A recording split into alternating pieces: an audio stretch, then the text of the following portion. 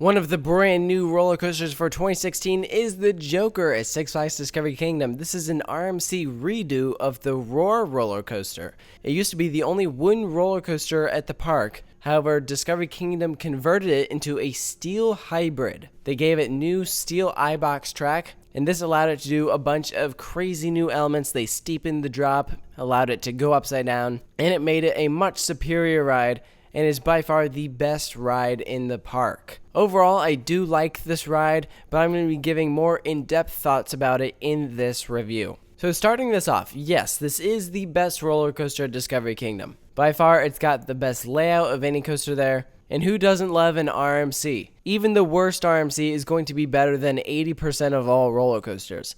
Now, why did I mention the worst RMC? Because I actually do think that this is the worst RMC, at least out of the ones that I've ridden. Now, when this coaster was announced, I was a little miffed that Discovery Kingdom got an RMC instead of a park that needed it more, because in my opinion, Roar was fine on its own and it didn't need to be converted. Yes, the Joker is better than Roar, but another coaster, in my opinion, in the Six Flags chain should have gotten it. And also when it was announced, I wasn't that impressed with the layout. And since now that I've ridden it, what do I think of it?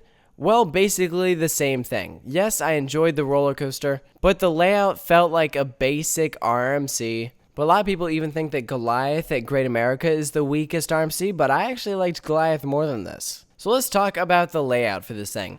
So you start off climbing up to a height of 100 feet. You then go into a twisted drop, which if you're in the back seat, you definitely get flung over. It's probably one of my least favorite drops on RMC just because I'm not huge into the twisted drops. But after that twisted drop, you hit a maximum speed of 53 miles per hour. And you go into this really cool maneuver, which acts as an overbank turn, but it flips you upside down first. It's the first of its kind on a roller coaster, and I really do like this element. And of course, after then, it goes into a 0G stall. Who doesn't love a 0G stall?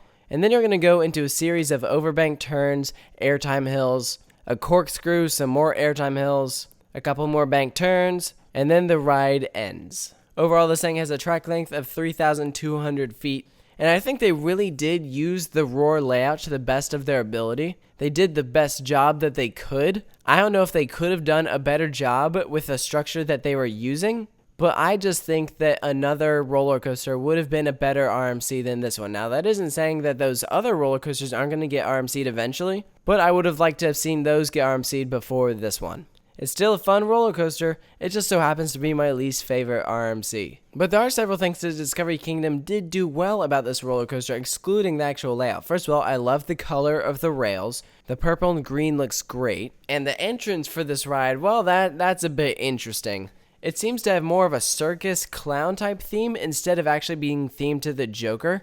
It's more of a fun house, and frankly, it's a little creepy. And they have this really weird music playing in the queue, which I'm sure the employees get sick of hearing because it's really weird. And of course, when you get up to the station, at least as of when I went, they don't let you pick your own row. So they might put you in the front row or the back row, or if you're like me, they'll probably put you in row 6. But I think if you do get to ride this, I would recommend trying front row and back row. Both of them are very different experiences. When speaking of most RMCs, I prefer the back seat on them as opposed to the front seat. But I think you definitely could make a strong argument for both of them on this one. And the other thing to take note of was that when I rode it, this thing was running with nylon wheels instead of the polyurethane ones. That meant that I got a slight foot vibration. It was also a lot louder than it should be. I'm trying not to take that into account when reviewing the final roller coaster because I know that was only temporary. So let's go ahead and give the Joker a final score. What am I giving it? I am giving the Joker a final score of 8.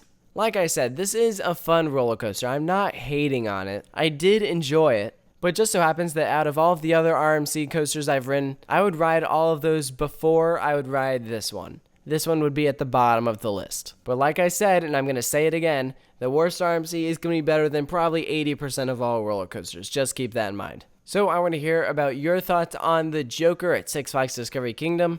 Let me know in the comment section if you agree with me or disagree with me. And of course, make sure you stay tuned for more coaster reviews here at Coaster Studios.